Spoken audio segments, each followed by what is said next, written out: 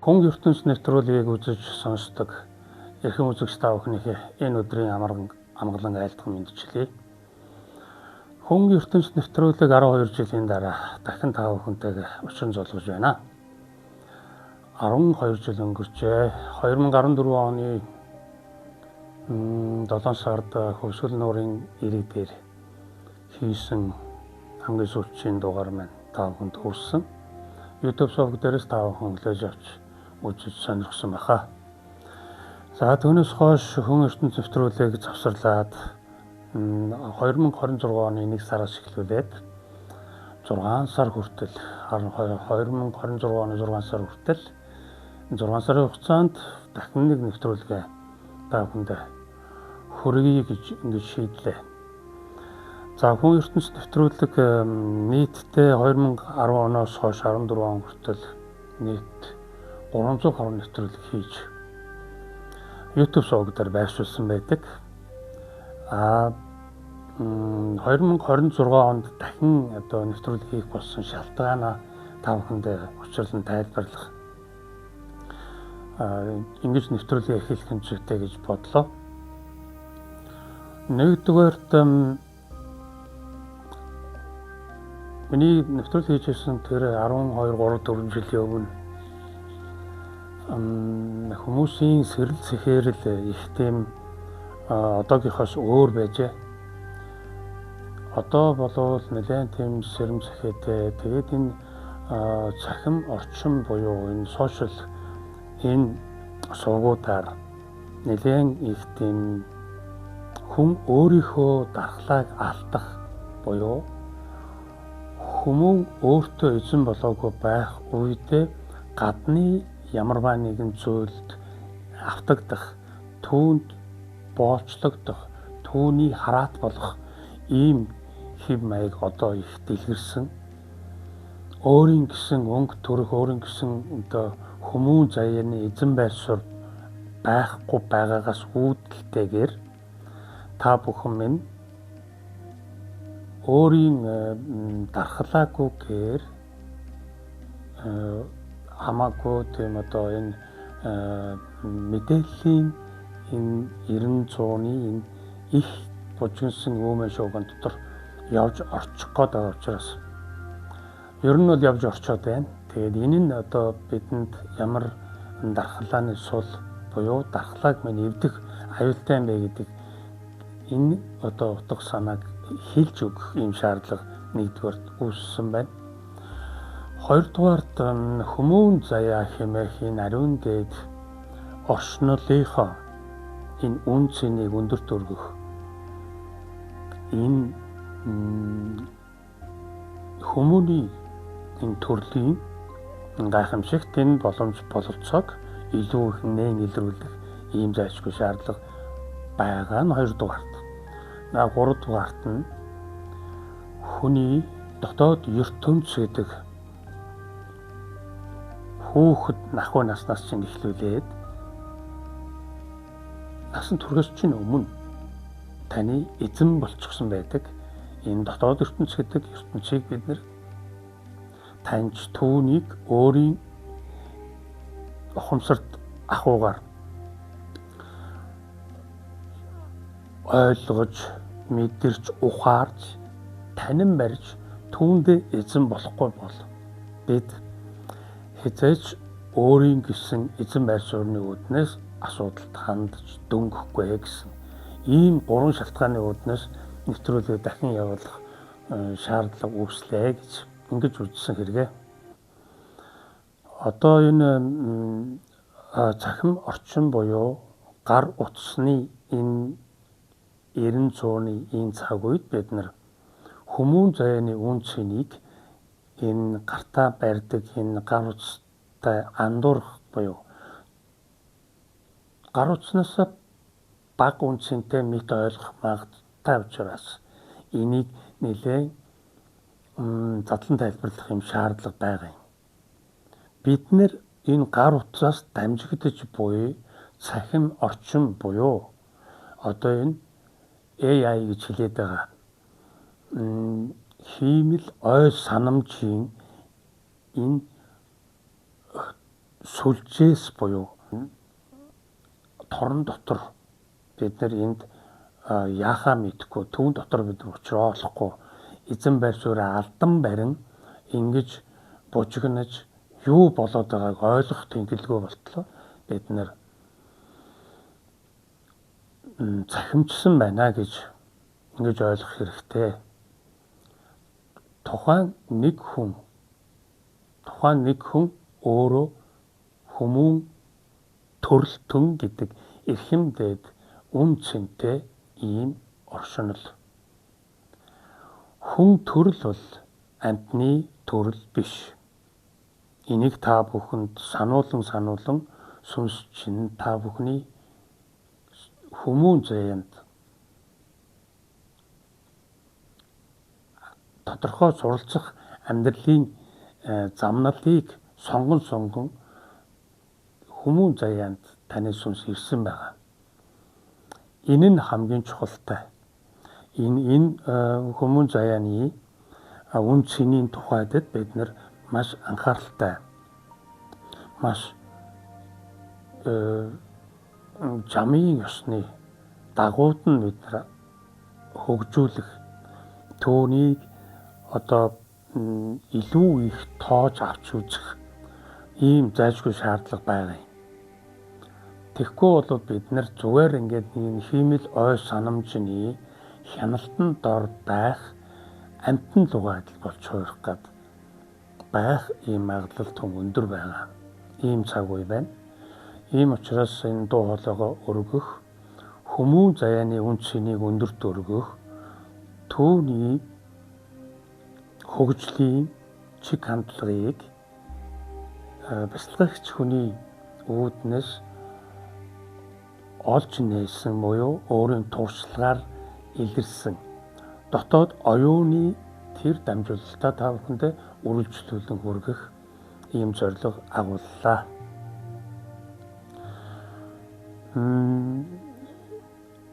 Хүн ертөнцийн нэвтрүүлэг маань хүн ертөнд сувг гэдэг телевизийн буюу одоо YouTube-ийн ийм сувг болж байгаа. Ингээд түүн дотроо бид одоо хүн ертөнц подкаст гэж ингэж нэрлээд хүн ертөнц нэвтрүүлэг маань хүн ертөнц подкаст болж ингэж цаашдаа үргэлжлэнэ.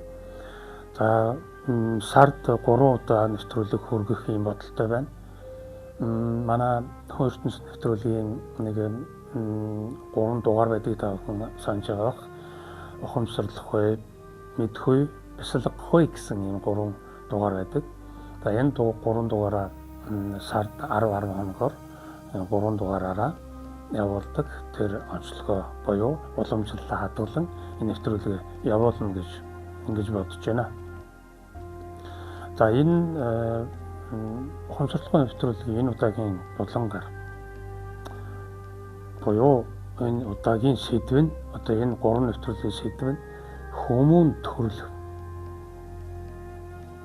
Хүн төрөл гэдэг энэ төрлийн тухай бид нар нэлээд гүнзгий ойлголттой болж түүнийг илүү үн цэнийг нь өөрсдийнхөө дотоод мэдэх ахуйтай буюу энэ ойлголтондоо орших ийм зайлшгүй шаардлага байгаа учраас хүн төрөл гэдэг та бүхэнд мэдээчийн атлаа мэдж болдоггүй, мэдж гүйцдэггүй, таньж дийлдэггүй.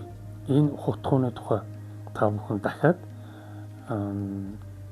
мөн чанархаа нүднээс хүмүүн заяаных мөн чанархаа нүднээс та бүхэндээ дамжуулан хүргэх ийм зорилго агуулж байна. Тэгэхээр энэ 3 нэвтрүүлгээр хүн төрлийн сэдв аван хүн төрөл гэдэг энэ эрхэм ариун үн цэнэ өндөрт өргөх ийм боломжийг та бүхэндээ олгох ийм нэвтрүүлэг болох нэ. Хүн төрөл гэдэг нь бидний амьтнаас ялгагдах босоо тэнхлэгийн мөн чанартай ийм оршинол. Бусад амьтад бол бүгд хэвтээ тэнхлэгийн мөн чанартай адгуус амьтад. Хүмүүн төрөл бол ухаанд төрөлтөн ухаанд төрөлтнөөс даван цаашаага оюунлаг төрөлтөн болох боломжтой юм бодгол оюунлагаас цааш нь даваад ухамсарлаг хүмүүн болох ийм боломжтой төрөл ухамсарлагаас даваад цаашаа сүнслэг болох бүрийн боломжтой төрөл. Тэгэхээр тухайн хүмүүн заяанд ирсэн сүнс нь тухайн тэр хүний төрлөөр дамжуулан суралцах үйлийг хийж амьдрнаа гэж сонгож тухайн хүмүүний төрлийг сонгож ирсэн байх ийм зам ёсны учир янзантай байдаг. Тэгэхээр бид нар хүмүүн төрөл гэдэг маань өөрөө босоод хэлгийн чанартай юм уу? Хүн ертөнц хэмээх бүхэл бүтэн ертөнцийн тухай ойлголт байдаг. Энэ тухай бид нар мэдэж авах ёстой. Ер нь бол YouTube сувг дээр хүн ертөнц нэвтрүүлгээр бол нэгэн дэлгэрэнгүй яригдсан байдаг. Гэхдээ энд сануулах үүднээс дахин давтаж маш тодорхой тооцсон өгүүлийг ингэж шийдсэн байна. Хүмүүн эхлээд ухааны төвшөнд амьдралыг амсдаг байх нь, дараа нь оюунлаг болдог байх нь, дараа нь ухамсарлаг болдог байх нь, тэгээд сүнслэг болж ингэж хүмүүн хөгжих учиртай. Ийм хөгжлийн арга зам буюу тийм замын дагуух ирсэн ийм сүнсний суралцах ийм ахуй юм. Тэгэхээр дэлхийн гариг дээр хүмүүн заяа оршин буйн өөрөө суралцах үндсэн зорилготой. Ингэж шууд ойлгох хэрэгтэй. Бид амьдардаггүй, бид суралцдаг. Ухааны төвшөнд буюу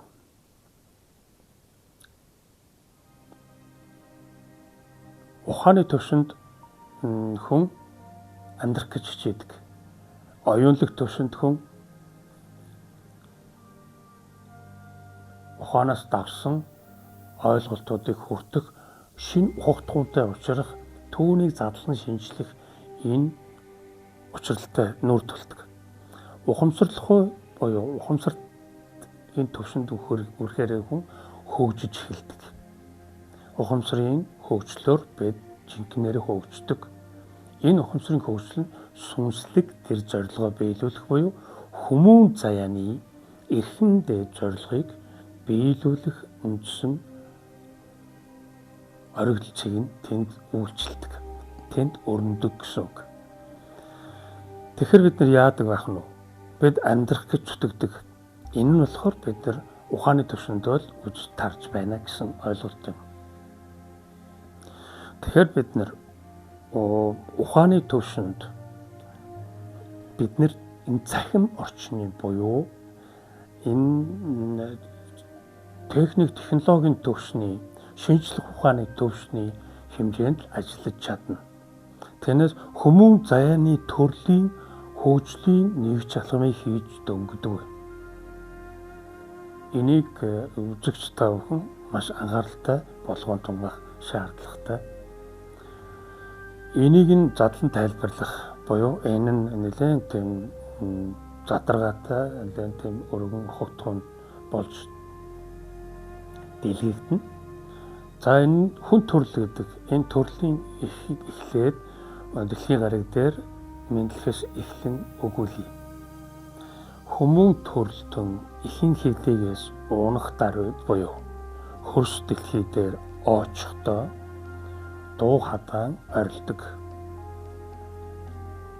Час шийдэл дуу хадаан орилох тэр агшинд тухайн сүнс нь орчлон даяар өөрийгөө тунхаглан зарладаг. Тэгэхэд орчлон даяар буюу самсар огторгуй гэж ярил илүү ойлгомжтой болох байх. Самсар огторгуй түгэн тархсан бүх оршнол даяар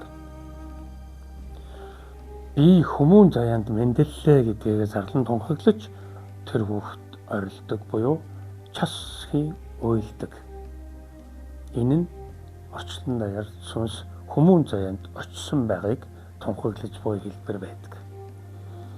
Ингээд одоо яадаг болдгоо гэхээр тухайн хүүхэд эхийн хөвлөд байхдаа жингүүдэн бүлээн дулаан зөөлөн ийм сайхан орчинд байж хагаад эхийн хөвлөгөөс унахтайгаан зэрэг маш хатуу ширүүн хүйтэн уур амьсгалтай ийм орчинд ирдэг учраас таатай таагүйг хүртэх түүнийг амтлах түүн тэр хүртэмжээс суралцах юм шаардлага тулгагддаг.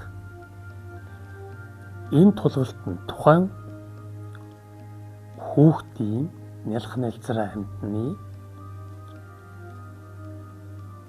хүртэмж ирж буй хүртэмжээс үүдэлтэйгээр түүнийг хүлээж авахгүй байх, хүлээн зөвшөөрөхгүй байх гэсэн сонголтыг үүднээс тэр хүүхдийн дотор нэгэн зүйл болж өрнөдөг.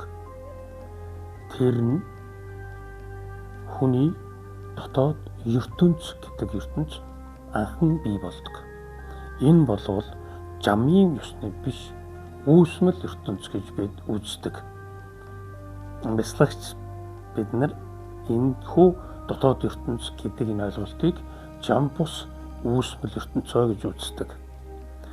За энэ тухай дараа хожуунд нэлээд дэлгэрэнгүй ярина. Тухайн хүүхэд таатай таавууг мэдэж дуртай дургүйгээр ялган салгах энэ сонголтыг эдлэж эхлэх энэ агшнаас эхлүүлээд тухайн хүүхэд дотоод ертөнцийн эзэмшилд ордог. Тэр дотоод ертөнц нь тухайн хүүхдийн таатай таагүй дуртай дургүйгийн ялгамжаагаар маш хурдтай хөгжлийнхөө гарааг эхлүүлдэг бөгөөд тухайн хүүхдийг насанд хүрэхээс өмнө буюу 13-14 насны орчим тухайн дотоод ертөнц нь тухайн хүний эзэн болсон байдаг. Насанд хүрээгүй байхад тухайн хүүхдийн бүрэн эзэн нь болчихсон байдаг дотоод ертөнц гэдэг үүсмэл энэ хүртэмж бидэнд угаасаа ингээд заяагдчихдаг.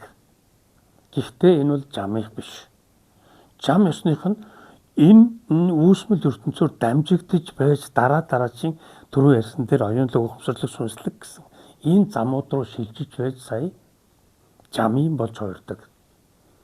Тэгэхээр бид анхан яадаг байх нь заавал энэ үүсмэл энэ хатуу ширүүн энэ хүртэмжээс үүдэлтэйгээр таатай таагүйгээр сонголт хийж амьдрах гэж зүтгэх энэ шалгалтыг бид нэр хичээл сургалтаар бидний шалгалтанд тулгагддаг гэсэн үг. Хүссэн үсээгүй бид шууд л хатуу ширүүн энэ дэлхийн гарагийн энэ сургалтын энэ системэнд нь төртөө дөрөв автагдаж түүнд бид нар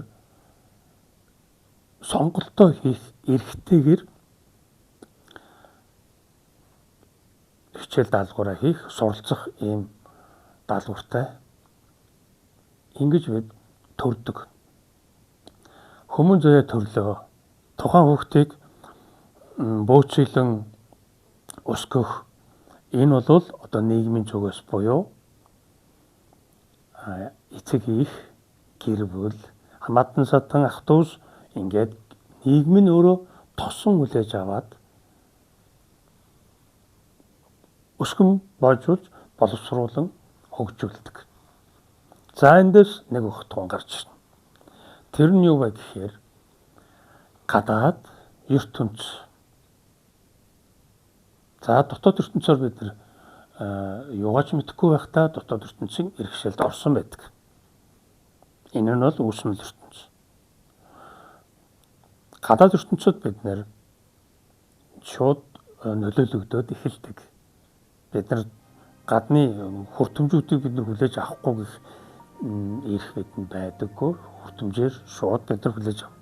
хамгийн нэгдүгээр их ээж ангир уург тэгээд дараа нь эцэг их эргэн тойрон гэр бүл хамаатан садан ингээд цэцэрлэг яасан сургуулиуд ингээд бид нар гадны нийгмийн шууд хүртэмжийг бид нар хүлээн авдаг. Түүнд бид үг дуугүй хүлээн зөвшөөрж бид нар дагам нэгддэг. Энэ нь бидний суралцах буюу эндээс үүдэлтэйгээр бид нар аливаа сонголтыг хийхдээ ухаан цаашаа оюун цаашаа ухамсар ашиглаж түүгээр дамжигдан хүмүүн заяаны тэргүүн зэргийн үнцнийг босгож ирэх ийм хичээл даалгаврыг авч түүгээр дамжуулан бид нар хүмүүжиж эхэлдэг. За энд юу болдог байх нь вэ? Дотоод ертөнц, гадаад ертөнц. Энэ хоёр ертөнц биднийг тосон авч өлгийдэн бүвэлэн өсгөж үржүүлээд нийгэмдээ өмч болгоод авчихдаг. За энэ үгийг та бүхэн маш анхааралтай болгоогоорой. Хүмүүн заяа нийгмийн өмч болдог. Уг нь бол хүмүүн заяа бол сүнслэг ахуйн хөгжлийн гол зорилготой ирсэн сүнсний шийдэл буюу сүнсний сонголт байсан. Энэ үгсөөгөө гэвэл бидний эцэг эхийг сүнс өөрөө сонгож байж бидний биед ирсэн байдгаа гэсэн үг. Тэгэхээр бид өөрсдөө эрийн сантай буюу буян заяатайда хүн болоод төрчдөг. Тухайн сүнс өөрөө сонголт хийж ирдэг гэсэн үг.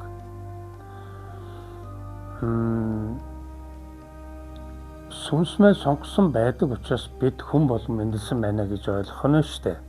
Тэгэхээр хэн нэгэн болж явдаг буюу дотоод ертөнцийн эзлэгдсэн том хүн болсон бид хэн нэгэн гэдэг нэрийг зөөх ёстой болдог. Энэ хэн нэгэн нийгэмд ороод нийгэмд эцэг эхээс гэр бүлээс сургууль соёлоос нийгэмд нийлүүлэгдээд очихоор иргэн болдог. Иргэн хэн нэгэн хоёр хүмүүн заяаны хэргийг бүтээж дөнгөхгүй. Энд боломж байдаггүй. Гэтэл хүмүүн заяаны гол зорилго буюу хүмүүн заяанд ирсэн сүнсний зорилго нь хүн ертөнц буюу ухамсарлаг, оюунлаг энэ сүнслэг энэ ахуйд амьдран байж хэрэгэ бүтээх тухайдад ирсэн ерөнхий ганц төгс төгөлдөр зорилго байдаг. Наан нь бид яадаг байх нь үүсмэл ертөнцүүдээр хичээл сургалтанд хамрагдах буюу үүсмэл ертөнцүүдээр бид нар суралцж тэндээс бид нар авах гэхийн ухаанаа ашиглан байж оюунлаг энэ шилжилт рүү орж хөгжих учиртай. Энэ гадаад ертөнц, дотоод ертөнц хоёр нь хүмүүн заяаны хэрэг бүтэх анхан нөхцөл нь мөн боловч түүгээр дамжигдан хөгжил явагдах үгүй нь тухайн хүний сэрэм зэхэнээс хамааран хэрэг бүтэх үгүй нь тодорхойлогддог. Тэгэхээр хүмүүн заяаны үнцэн гэдэг ойлголт нь таны дотоод ахуй буюу сүнслэг энэ хөгжлийн хэрцээр шийдэгдэн буюу түүгээр үнэлэгдэн дүгнэгдэнэ. За энэ юу болох вэ? бясалгагч хүн яаж бясалгах тухай заах мах ч гэдэг юм уу, бясалгалын тухай тийм мэдээлэл дамжуулах ч юм уу тэхэл байх гэж та бүхэн бодож үйж магадгүй. Яг үнэндээ бол энэ одоо энэ хүн ертөнцийн нэвтрүүлэг 2026 оноос эхэлж нэвтрүүлгээ хийж эхэлсэн үндсэн шалтгаан нь энэ дотоод ертөнц хэмээхийн ертөнцийг та бүхэнтэй багж ихсэн мэдлийн төвшөнд мэдээлэл дамжуулж энэ мэдлийн төвшөнд ядаж ойлголтын төвшөнд хүргэх хэмжээрлэг агуулж байгаа юм. Тэгэхээр мөнх бусын чанар, мөнхийн чанар гэдэг энэ үндсэн арга хэлгийн энэ чанар дээр суурилсан хүмүүн заяаны энэ сонголтын чанар нь өөрөө хэн нэгэн байх уу, хүн болох уу? Энэ сонголтыг биднээс авдаг. Энэ сонголтыг бидэнд үлдээдэг. Энэ сонголтоор дамжуулж биднээс хичээл хийлгэж шалгалт авдаг. Хэн шалгалт авдгийг, хэн тэгдгийг. Хүмүүн заяанд ирсэн сүнсний өөрийнх нь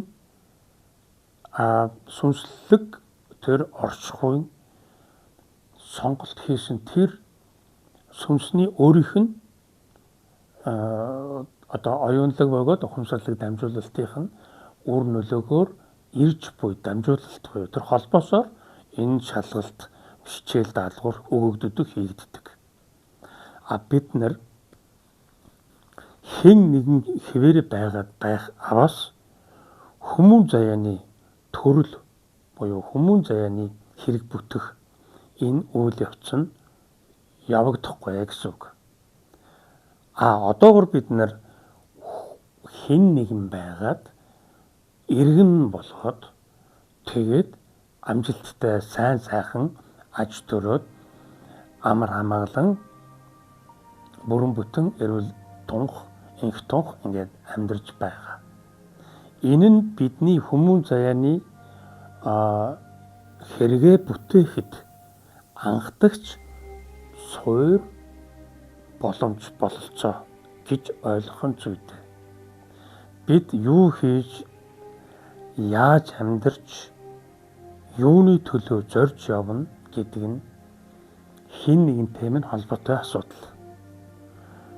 Хүмүүн заяаны үн цэнийн тухай буюу хүн төрлийн хэрэг бүтэх тухай асуудал нь хүн нэг бүр дээр заавал адил тэнцүү шалгууртай очдог. Энэ хичээл даалгавар нь. Адилхан хичээл даалгавар өгөгдөн шалгалт шүлгээ мөн энэ оршихуйн зүгээс биднээс шалгалт шүлгээ авсаар л байдаг. Дэлхийн гариг дээр 8 тэрбум гаруй хүн байна. Тэд нар бүгдөө 8 тэрбум гэж тоологдож байгаа нэг хүмүүс. Нэг нэгээрээ буюу ганцаараа байгаа. Тэгээд тэднийг нийлүүлж тоосон дүн нь 8 тэрбум. Тэгэхээр нэг хүн буюу тухайн нэг хүн өөрөө бүхэл бүтэн хүн ертөнц. Тэр хүн төрөлт учраас бүхэл бүтэн хүн ертөнц гэж нэрлэгдэх, өргөмжлөгдөх учиртай. Тэр хэн нэгэн байх нь чухал биш. 8 тэрбум хүн тус бүрийг адилхан авч үзнэ гэвэл тэр боломжгүй. Тэр байтугай зүс царайгаараа яг адилхан нэгч хүн одоо 8 тэрбум дотор нэг адил хүн давцахгүй таарахгүй тийм үү? Нөгөө алганы хурууны хийг өөр байдагтай яг адилхан ийм оюуны дархлаа бидэнд байдаг. Энэ бол оюуны дархлаа. Энэ тухай бол хойноож мөгөлнө. Тухайн 8 тэрбум хүнийг яг нэг зүйлээр адилхан гэж үзэх үндсэн нэг шалтгаан байдаг нь хүмүүн төрөлтөн. Хүн төрөлтөн гэдэг ганцхан бидний төрөл зүйл байна. хүмүүн заяа гэдэг энэ төрөл зүйл байна. Энэ төрөл зүйлээрээ бид адилхан. Ямар нийгмийн тогтолцоонд амьдарч байна, ямар амьдралыг туулж байна гэдэг нь тухайн хэн нэгэнтэй хамаатай зүйл. Нийгэмд хамаагүй зүйл.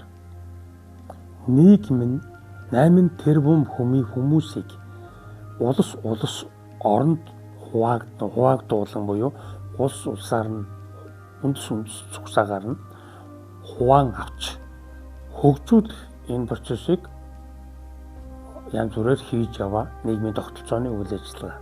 Энэ бол олон тоод тогтолцоо. Хэн нэгэн бол ганц тоод тогтолцоо. Ганц тоотоос олон тоод бүрэлдэнэ. Энэ нь хэн нэгнээс хүмүүс бий болдог. Энэ хүмүүс нь хөгжлийн жинхэнэ үнэн зөв голдрол буюу тухайн хүн төрлийнх нь хэрэг бүтэх энэ гол зорилгоос хэтэрхий хол хазаасан, хэтэрхий нийгэмшсэн, суурьшсан гэсэн энэ ойлголтын үүдэн дээрээс энэ боломжгүй гэдэг буюу хүмүүн заяаны хэрэг бүтэх энэ боломж хязгаарлагдана гэж. Нийгмийн дотор бол бид хүмүүн заяаны хөгжил хязгаарлагдсан байдаг гэж үзнэ. Хүн өөрөө дотоод ертөнцийн эзлэгдэн байсаар байх аваас мөнөө хүмүүн заяаны хэрэг бүтэх үйл хэрэг нь мөн хойшлсоор байх буюу тэр хүн хизээсэр цэхэрх тэр мөч хүртэл хойшлогдсоор байх юм учиртай. Тэгэхээр бид нар амьдраад байна гэд явж байгаа. Тэгвэл бид нийгэм дотор буюу гэр бүл өөрийнхөө ажил амьдралын энэ эргэлтийн энэ өдөр тутмынхаа үйл ажиллагаанд бол бид нар амьдарч байгаа гэдэг энэ тодорхойлолтоор явдаг. Ингэж явж байгаа.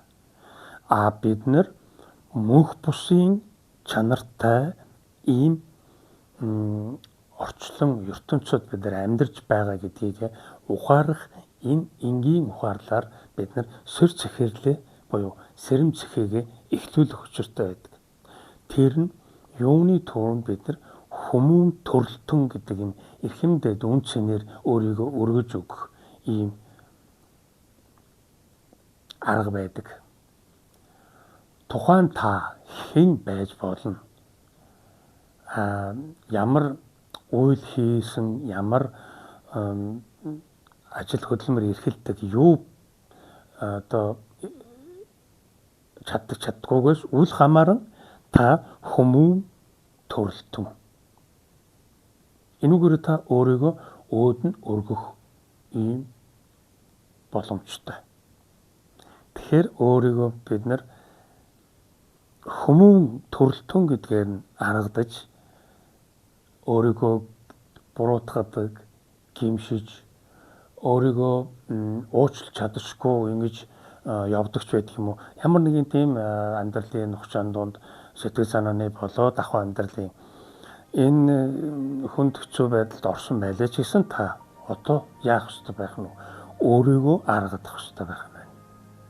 Өөрийгөө аргадаж тэр доор үлдсэн буюу өнгөрсөн дээр үлдсэн тэр муу мухай бөгөөд сайн сайхан аль нь ч байсан ялгаагүй. Ямар ч тохиолдлыг бид тохиолдолд ангиж хараад бид нар өөрийгөө аргадах хэрэгтэй. Энэ аргадалт нь бидний сэр цэхэрэх эхлэл болж өгдөг. Тэгэхээр энэ аргадах үндсэн гол шалтгаан юу байгаа юм бэ гэхээр би бол хүмүүн төрөлтөө гэж өөрийнхөө дотор чангаар дуугар ингэж чадах аваас та сэрэм цэхээтэй болох эхний дохиог доторх сүнслэг ахуй ухамсарлаг тэр оршихуудаа дөнгөнүүлнэ гэсэн үг. Ингэж би бол хүмүүн төрөлтөн. Би бол хэн нэгэн төдийхөн биш. Би бол иргэн төдийхөн биш. Иргэн хүн үхэж өргөднө. Хэн нэгэн эргэн хүн мөнөө үхэж өргөднө, нийгмийнхээ хүмүүсээр оршуулвал энэ хоёр хоёулаа мөнх бусын чанартай. Энэ төлөөлөл байна. Гэтэл хүн ертөнц буюу энэ сүнслэг төлөөллийн энэ төлөөлөл нь мөнх чанарын агуулгатай. Тэгэхээр бид нэр төр зургийн чанар дээр бид нэр ач холбогдол өгөөд тэн дотроо хотголтон одоо энэ цахим орчны энэ сүлжээ шиг энэ шорончлогдсон энэ нөхцөл байдал дотор буюу хэн нэгнийхээ дотор дотоод ертөнцтэй эзлэгдэн ингэж торонд ашигдан шорончлогдсон байх үгүйгээ та өөрөө аргадан байж нэг харахад яах ёстойгоо мэдэх юм боломжтой бол.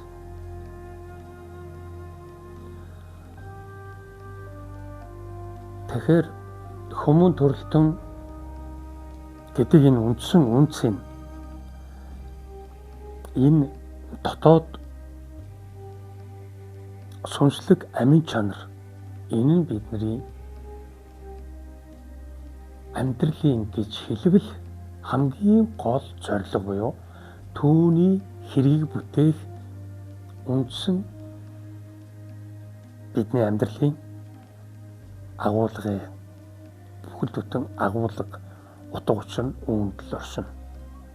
Тэгэхээр бид нар хизээ мэдгүй үхэж өргөддөг энэ хин нэгэндээ буюу эргэн төдийхөн байх энэ үйл явцаа бид нар авч харах ёстой бол. Тэгэхээр бид яадаг байна вэ?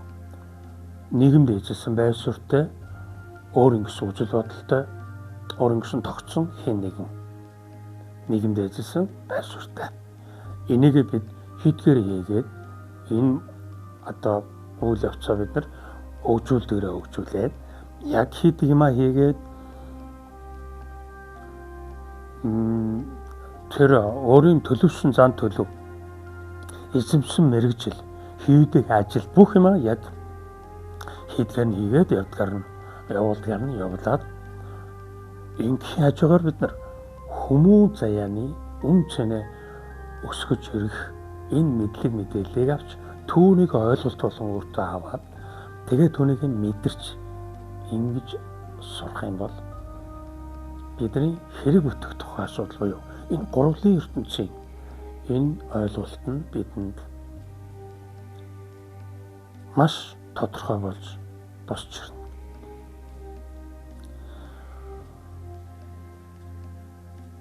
Цахим орчин гэдэг нь муу зүйл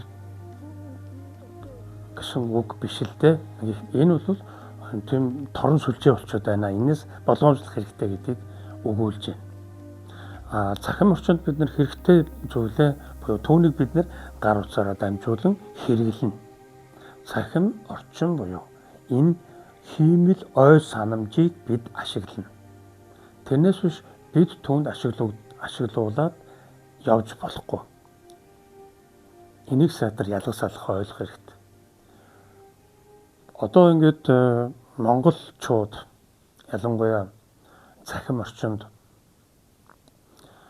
Монгол үндэстний хөгтөнгөрийн мөнх хүчний энэ зол заяа, энэ гайхамшигт боломж олцоо энэ одоо Монгол энэ үндэстнүүдийн гайхамшигт энэ чөлөө учрлыг магтан дуусан олон сайхан энэ подкаст янз бүрийн богино хэмжээний нэвтрүүлэг юмнууд одоо хийдэг болж байна л да. Энэ утгаараа бол бид нар мэдлэг мэдээлэл солилцох энэ бол цахим орчин маш хэрэгтэй. Энэ бол бидний мэдлэг мэдээлэл ойлголтод маш хурдцтай усан хөгжих боломжийг олгож байгаа. Энэ сайн талтай. Бид нөгөө гадаад ертөнц, дотоод ертөнц хоёрдоо эзлэгдэн байгаа тохиолдолд энэ бүхний чинь бүх юм гэд ойлгочих гээд байна. Тэгэхээр энэ бол бүх юм биш ээ. Энэ бол тухайн хүний хөгжлийн эхлэл төдий буюу тухайн хүний жинхэнэ хөгжил явагдах гараа төдий зүйл. Яг барай нь бол хүн ертөнцийн амьдарч эхэлснээс эхэлдэг юм шүү гэж ингэж солиохон ойлгож авах хэрэгтэй. Тэгэхээр одоо монголчуудын сэр цэхэрж байгаа энэ байдал нь болохоор яг энэ Чингис хаантай холбоотой түүний одоо уламжлан дамжуулсан тэр алтан дээд үнний аялгау гихч гайхамшигт тэр судар номын дамжуулалтаар үүдэлтэйгээр маш их дэлгэрэн хөгжиж байна.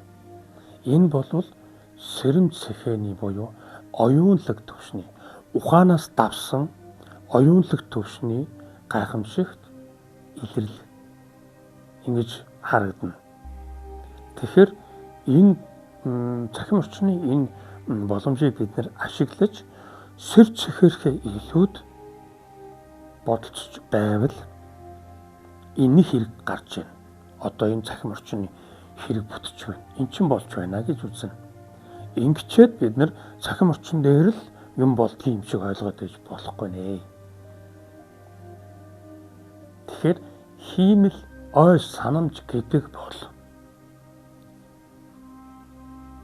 бидний суралцах ёстой хичээлийн нэг. Энэ цахим ертөнц гэдэг бол суралцж байгаарай хүүхдүүдээ гэсэн оршихуйн даалгаврын нэг. Энэ бол хүүхдийн тоглоом шиг л зүйл. Гэтэл бид нэр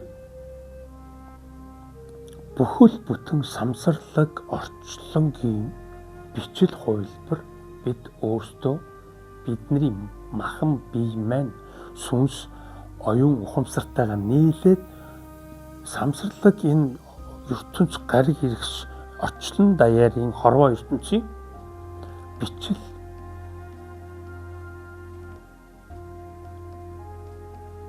тэр ахуй маань бид өөрсдөө мөнөөсөө муу юм байгаа. Тэгэхээр биднэрт хэмжээшгүй их эрчим хүчний ундраг бий болох боломжтой буюу бид нар оюун ухамсарын өндөр хэмжээсийн төрөлтөн болон хөгжих бүрэн боломжтой. Ийм гайхамшигт төрөлтөн. Тэгэхээр хүмүүн заяа буюу хүн төрөл гэдэг бол бидний бодож чадах хэмжээнээс давсан зүйл. Тэгэхээр бид нар боддог, ухаардаг энэ ухааныхаа төвшнөөс даван гарч байж оюунлаг буюу оюуны тэр язгуураас ирэх холбоостойгоо нэгдсэн даруйд бидний сая тухайн орчлонгийн буюу тухайн эрхэс гаригсын бүх холбоосыг хүлээн авах боломжтой бол. Тэгэхээр энэ цахим орчин зөвхөн техник, технологийн төвшөндөл байдаг зүйл болохоос биш бидний оюуны төвшин нь бол орчлон даяарын хэмжээст хамааралтай гэдгийг ялгаж салгаж ойлгох хэрэгтэй.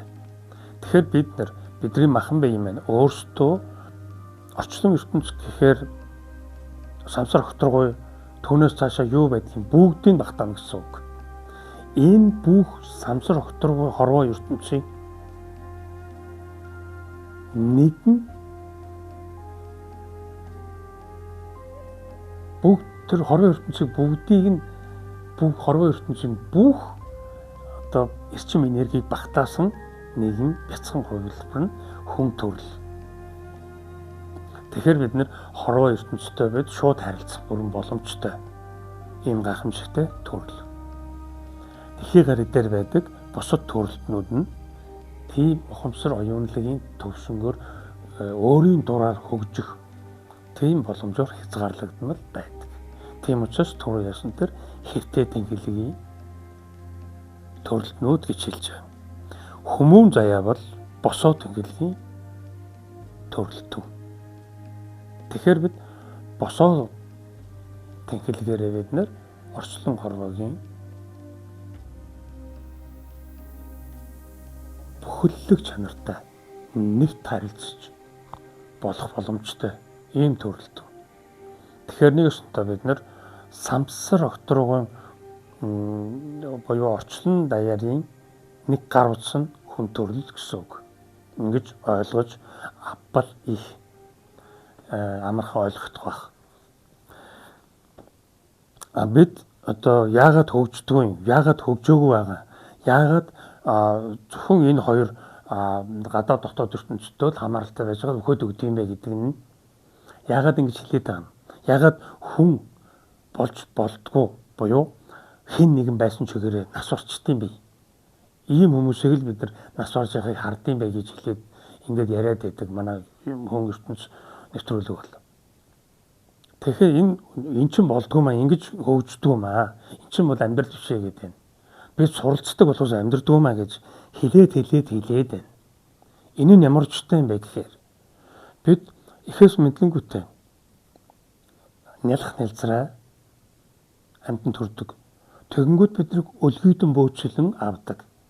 Тэгээд өлгийдэн бөөчлөөд өлгөнөөс нь гаргаад биднийг ингээд сургууль хүмүүжүүлээд яслал цэцэрлэг сургууль соёл ингэсээр байгаад биднийг боловсролтой бэлэн бүтээгдэхүүн болоод нийгэмд нийлүүлдэг. Тэр нийлүүлэлт нь энэ бол боллоо гэсэн буюу хүнийг бүтээчлээ гэсэн ийм төөрөгдөлд орсон байхаар ингэж самуурдаг. Тухайн хүн өөрийгөө хөгжүүлнэ гэхээс гадаад ертөнц, дотоод ертөнц хоёр нь хөгжүүлэх ерөндөг нь мөн болохоос биш хөгждөг нь өөрөө биш. Тэгэхээр хөгждөг нь өөрөө тухайн ганц тод төрөлтөн өөрөө. Гадны нөлөө байж болно. Сургууль хичээлүүд бүгд зүсэн зүйлийн өнцөг бүлгэмбэрээс ирнэ.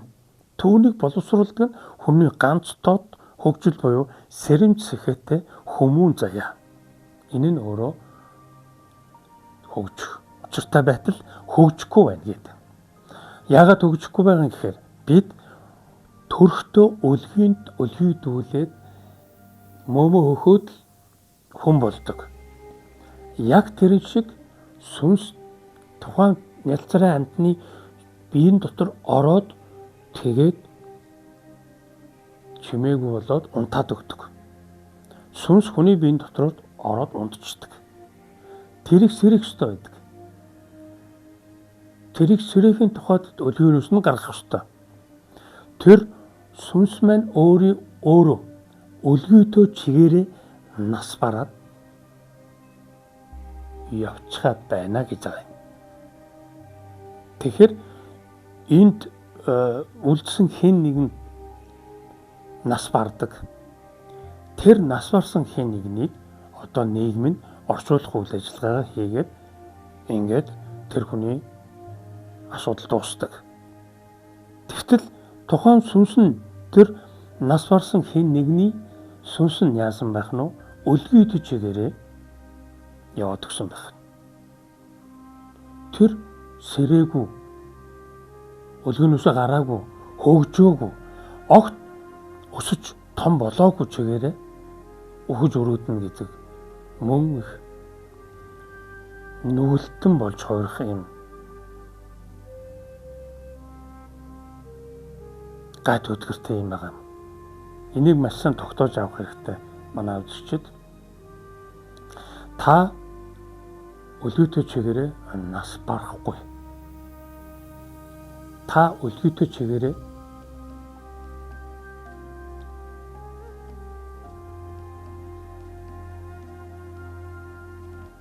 авсанд ордоггүй. Энэ бол тун ойлгомжтой тийм биз?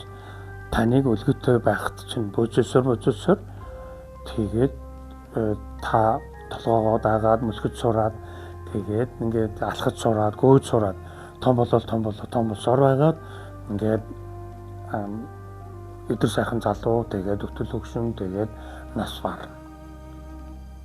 Энэ бол өлгөөндөө байгаа асуудал огт биш тийм биз? Тэгээд өлгөөнөөс авсанд орж байгаа ийм хэн нэгний тухай асуудал ингэж яригадаад ингэж хүмүүн заяа гутаанд доромжсон хэлбэртэй амьдрал байна шүү гэдгийг шууд хэлж өгч байгаа ийм хэлбэр. Тэгтэл яг сүнсний тухайд аваад харахаар сүнсээ бид нэр өлгий төжийг нь байлгасаар байдгаа гэсэн үг. Сүнс хөгжихгүй байна гэсэн үг юм байна. Сүнс гэдгийг одоо энэ барууны орнуудын энэ киномоноор гардаг шиг тэр нэг янз бүрийн тэр нэг тийм киноны тэр сүнс гэдэг яриад байгаа тэр зүйлүүдтэй андуурн ойлгож болохгүй. Айлгадаг тийм ээ. Одоо сүнсний баяр гэхээр нэг тийм аимшигын тийм баг магсаг өмсчүүл тэгээд бие биенээ айлгадаг. Тэгээд түүндээ баярлаж хөөрж ингэж явдаг. Энэ ойлголтоос тэс өөр зүйл. Тухайн хүний сүнс гэдэг нь өөрөө амийн чанар. Хүн амьд байгаа бол тэр сүнсэнд байгаа амийн чанар танд байна л гэсэн үг. Та амьсгалж байгаа бол таны сүнс амийн чанартайгаа таны дотор оршсоор байна гэсэн үг. Тэгэхээр сүнс гэдгийг бид амийн чанар, миний амийн мөн чанар гэж хүлээн авах ёстой. Таныг насварлаа гэхэд сүнс чинь гараад явна. Таны махан бие хөдөлгөөнгөө болоод үхэн. Энд юу байхгүй болчих. Сүнс гэж яриад байгаа болохоос сүнсэн дотор байгаа ам сүнстэйгээ хамт гараад явчихлаа гэсэн ойлголт. Тэгэхээр хин нэгэн гэдэг маань өөрөө мөх бусын чанар. Хүн гэдэг нь өөрөө мөнх чанар. Ингээд хэн нэгэн хүн гэсэн энэ хоёр чанарын тухай энэ нэвтрүүлгээр маш тодорхой задлж тайлбарлаж ярих юм шаардлагатай. Хэн нэгэн чигээрээ байгаад хэн нэгэндээ хэтэрхий их одоо анхаарал хандуулаад байгаа учраас энэ сүнс чинь өлгөөтэй чигээрээ насан эцэс болох гээд байна шүү гэдэг анхааруулгыг энэ хүн ертөнц подкаст та бүхэндээ сануулж хэлхийн үүрэг агуулсан байгаа. Хэн нэгний тухай дараагийн 2 дугаар сарын нэвтрүүлгээр хэн нэгэн гэдэг сэдвээр 3 нэвтрүүлэг явуулъя. Тэгээд энэ дээр хэн нэгний тухай буюу хэн нэгэн байж байгаа нь яг юу вэ, аль вэ, хаана байна вэ, хэн бэ гэдгийг яг задлж ингэж тодорхой болгож өгье. Ерөнхийд нь хэлэхээр мэдээж юм шиг боловч хүн хэлхээс нааш гэдэг шиг заавал хэлж байж нэрээ тийм гэж хүлээж авах гэдэг. Тэгэхээр юу болж хуурдаг байна уу гэхээр хүн төрөл маань өөрөө үүсмэл ертөнцөөр эхлээд хичээл сургалт авдаг байх нь байна. Дараа нь сэрэмт сэхэлэг, оюунлаг, ухамсарлаг энэ өөрийн ганцдоод хөгжлийн хэрэгцээр сүнслэг энэ хөгжлийг эхлүүлснээр хүн төрлийн хэрэг бүтэх боломж нь нээгддэг байх нь. Хэн нэгэн хичнээн хичээгээд хүн төрлийн хэргийг бүтэх боломжгүй. Тэгэхээр хэн нэгнээс хүн болон төгөлдржих ийм зайлшгүй шаардлага бидэнд байдаг байна. Тэгэхээр одоо ингээд 8 тэрбум гэж хүн гэж түрүү ярьсан 8 тэрбум хүн тэр чигээр хэн нэгэнд байсаар байна. Энэ нь цахим орчны 90 үеийн өнөө цагт бүр илүү нэгт юм мэдрэлийн тогтолцоор нь орсон хэлбэрт үйлчилж байгаа ийм матрикс гэж ярьдаг да. Ийм тогтолцоо байгаа учраас бид нэр сэр цэхэрх магадлал том бага болоод ингээд байгаа энэ ерөнхий хандлагыг бид нар ингээд мэдэрч харж байгаа учраас монголчууд бид нар одоо сайхан залуучууд за тэгээд сайхан настан буурлууд ч гэл байна. тийм одоо яг энэ Чингис одоо хааны тэр дотоод боловсролыг ойлгосон. Тэр дотоод боловсрол гэж яаж бий болоод тэгээд тэр нь яаж энэ нийгмийн тогтолцоо буюу хүмүүн төрөлхтнийг зүй зохистой амьдруулт юм бэ гэдгийг бүр ингээд Чингис хааны дотоод боловсрол нь өөрөө хүмүүний буюу хүн төрөлхтний энэ нийгмийн хөрш уран дээр буулгаад өгч өгсөн билээхэн ийм судар ном буюу билээхэн ийм нийгмийн тогтолцооны зөв голтөрлөлийн ийм сургаал номлол байгаа юм. Бид нар яг энэ одоо дотоод боловсролын суурин дээр нь сууцгааж байгаа ийм азтай үндэстэн монголчууд бид. Тэгэхээр одоо хүмүүн заяаны энэ гайхамшигт энэ чөлөө учрлын тухай манай энэ онгод тэнгэрүүд буюу одоо бөөмөргөлийн бус бай, удам биш бай гэсэн одоо энэ холбогддог буюу ухаанаас давсан төвшөнд сая болдог тэр зүйлтэй учирсан хүмүүс одоо маш олон болж байна. Та маш гэдэг нь нэлээд одоо социализмын үед буюу одоо миний залуу байх үедээ харьцуулж хэлж байгаа. Миний залуу байхад бол сэрэм цэхэдтэй маш ховор байдаг гэсэн. Байсан ч тэр нэг нуугдмал, чимээгүй хаагдмал байдаг байлаа. Одоо бол өөр болж гэдэг нь ингэж харагдаж байна. Тэгэхээр бид нар энэ дотоод боловсролын энэ билээхэн энэ ном судруудыг өөрийн болгож өөрийн дотоод ахуйтай боловсруулан байж тэрийгэ өөрийн болгох юм хүн ертөнцийн үйл ажлыг хийх ёстой байгаа. Энэ зайлшгүй байгаа учраас энэ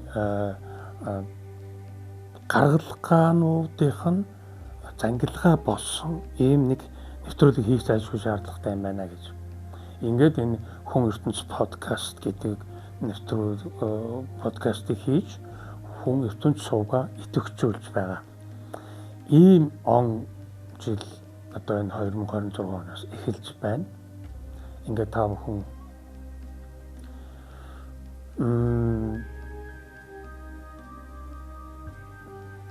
хүмүүн заяаны энэ гайхамшигтын төрлөө өөдөн өргөж, аргадаж, энийг хөгжөөж, инээлгэж, ингэж сайхан өөдөн татаж ирээ. Тэгэхгүй бол та нар шалбааг нь буюу намаг дотор шивдээстэй хэвээр байгаад байх гээд байна. Бид өөрөөсөө авардаг. Буюу ямарваа нэгэн суралцах хичээл даалгавар байгаа бол тэднийг бид нэр өөрөө төрөг хийж байж л шалгаж үлгээ амжилттай давж явна. Өөр арга байхгүй. Тэгэхээр ганц тоот гэж манай хүн ертөнц зөвлөлөг байнга ярьдаг учраас болохоор ганц тоотоос бид сая хөгжлөө эхлүүлж тэр хөгжлийнхөө дотоод боловсролын эрчим энергиэр эргэн тойрондоо нөлөөллөө үзүүлж ингэж бид нар одоо буянлаг буюу хүмүүнлэг ийм нөлөөллийг ганц тод хөгжлөөрөө л бид нар илэрхийлэн дотроос бий болгож гаргаж ирдэг юм учиртай. Ганцаараа дотроо хөгжихгүй бол бид нар хүн ертөнцөд амьдарч дийлэхгүй. Хүн ертөнцөд ганц тод ухамсарлаг, оюунлаг энэ хөгжлөөр л хурж очдог буюу тэр сүнслэг ахуйтайгаа нэгддэг юм учиртай.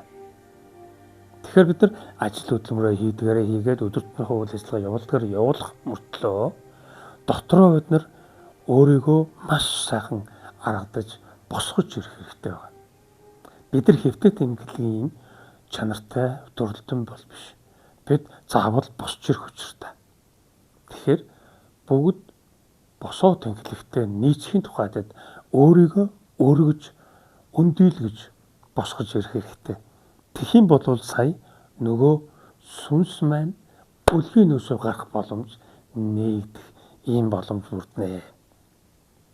Тэгэхгүй сүнс чинь үлгэдэй чигээрээ ямар ч хөгжил байхгүй байсаар яваад өгөх магадгүй байх шүү гэдгийг сануулan хэлж энэ нэвтрүүлгээ өндөрлөё. Дараагийн нэвтрүүлгээрээ иргүүлцгээе. Анхаарлаа хандуулж сэтгэлээ жилээсэн та бүхэнд таалагдж байна.